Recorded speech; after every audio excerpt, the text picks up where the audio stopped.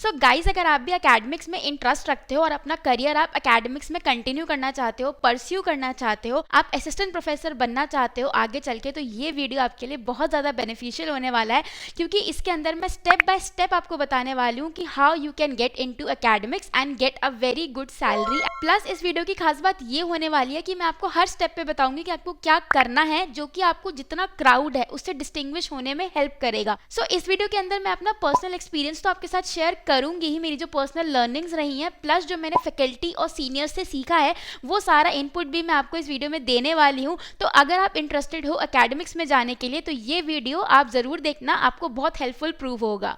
यार हमारे दिमाग में ना बहुत सारे क्वेश्चंस आते हैं कि क्या एमपीटी करना ज़रूरी है, एमपीटी करना ज़रूरी भी है तो कौन सी फील्ड से हम एमपीटी करें, या फिर उसके बाद हमें पीएचडी करना भी ज़रूरी है कि नहीं, या फिर उसके अलावा हमारे पास वर्क एक्सपीरियंस होना चाहिए कि नहीं। तो हमारे दिमाग में बहुत सारे क्वेश्चंस चल रहे होते हैं, तो इन सारे क्वेश्चंस का आंसर आपको इस वीडियो के अंदर मिलने वाला है। तो हम बिल्कुल बेसिक से स्टार्ट करते हैं कि अगर आप अभी बैचलर्स में हो, फॉर सपोज, तो अगर आप अभी बैचलर्स में हो तो व्हाट आई विल सजेस्ट कि आपका जो बैचलर्स का सारा सिलेबस है ना, थ्योरी प्लस प्रैक्टिकल, आप उसके ऊपर अच्छे से फोकस करो, अपने कंसेप्ट बिल्ड करो, अपने जो कंसेप्ट है उनमें अच्छे से क्लैरिटी लाओ, ठीक है। कंफ्यूजन कहीं पे भी आपको नहीं होना चाहिए, राइट। उसके बाद जब आप थर्ड या फोर्थ ईयर में आ जाते हो बैचलर्स के, तो what I would suggest is कि आपके जो सीनियर्स हैं जो कि रिसर्च वर्क में हैं, आप उनको प्लीज असिस्ट करो। तो अगर आप एकेडमिक्स में जाना चाहते हो और अगर आप अभी बैचलर्स में हो, तो ये बात आप गांठ मार लो कि आपको अपना जो रिसर्च का काम है वो बहुत अच्छा रखना पड़ेगा, तभी you will get a very good job as an AP means assistant professor, right.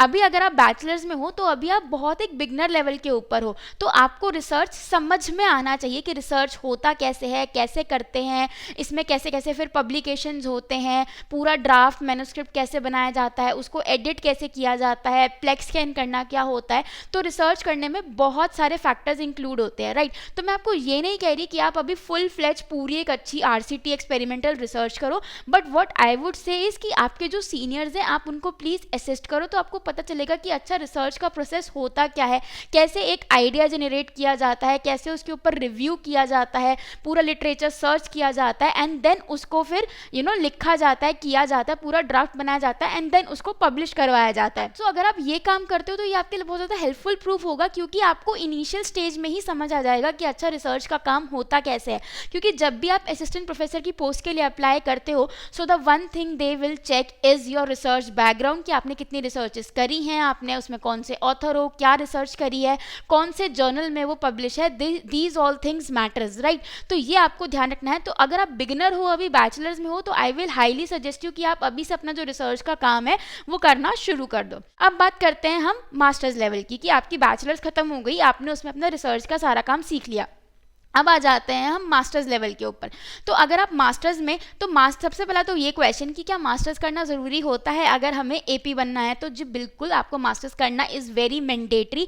बिना मास्टर्स के बैचलर्स के लेवल पे आपको एपी की पोस्ट किसी भी यूनिवर्सिटी, किसी भी कॉलेज में नहीं मिलेगी।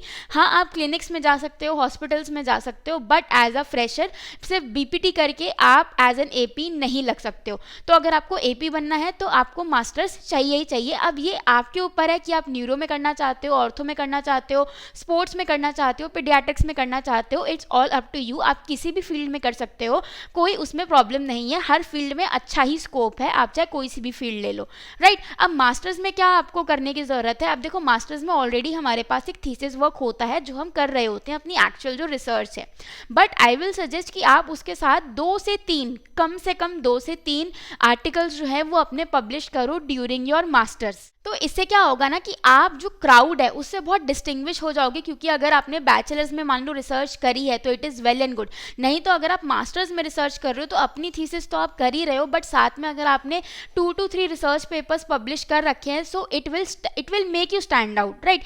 तो अगर आप ये करते हो तो ये आपके लिए बहुत ज़्यादा बेनिफिशियल हो सकता है। और जैसे ही आपकी मास्टर्स खत्म होती है और आपके पास अपना अच्छा खासा एक रिसर्च का पूरा स्टैक है, तो आप जब जाओगे जॉब के लिए, जहाँ पे भी असिस्टेंट प्रोफेसर की की वैकेंसी निकलती है, वहाँ पे आप अप्लाई करते हो, तो आप बहुत स्टैंड आउट करोगे, you will be distinguished from other fellows, right.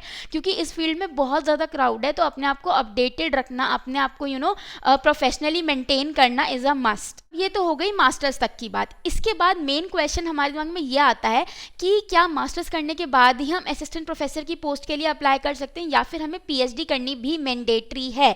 तो राइट नाउ अभी जो सिचुएशन है, तो आप सिर्फ मास्टर्स करने के बाद भी असिस्टेंट प्रोफेसर की पोस्ट के लिए अप्लाई कर सकते हो, बट कुछ यूनिवर्सिटीज़ या कुछ कॉलेजेस में इट इज़ नाउ मैंडेटरी कि आपके पास पीएचडी होनी चाहिए। You should have completed your PhD, उसके बाद ही आप अप्लाई कर सकते हो। बट कुछ कुछ यूनिवर्सिटीज़ में ऐसा भी है कि जो इंडिविजुअल है वो वहीं से पीएचडी भी कर रहे होते हैं और वहीं पे they are pursuing their job, right. तो ये चीज़ बहुत बेसिक है और बहुत क्लियर है।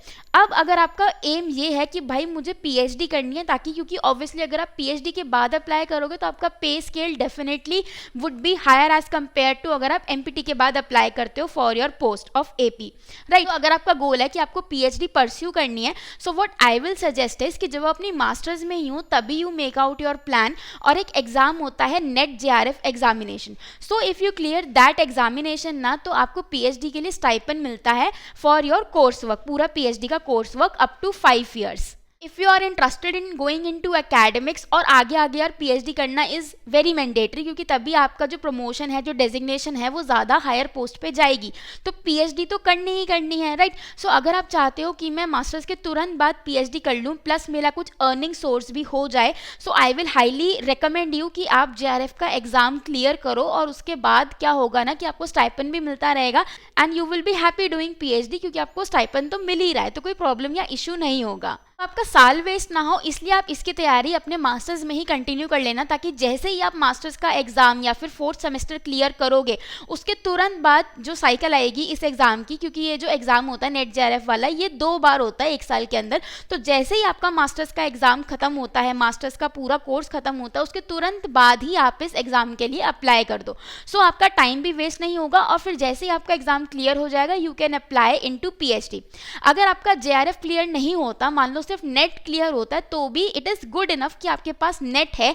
नेट जो होता है वो असिस्टेंट प्रोफेसर की वैकेंसी या पोस्ट के लिए अप्लाई करने के लिए होता है। सो अगर आप कहीं जाते हो और आप असिस्टेंट प्रोफेसर की पोस्ट के लिए कहीं जाते हो और आप बताते हो कि भाई मेरे पास ये रिसर्च पब्लिकेशंस है, मेरा नेट भी क्लियर है, so it will B an advantage for you कि अच्छा इसके पास नेट भी है, इसके पास रिसर्च पब्लिकेशंस भी है, अच्छा बच्चा है, तो वो आपको झट से ले लेंगे। बट एक चीज़ मैं बता दूं कि ज़रूरी नहीं है कि आपके पास नेट होना ही चाहिए।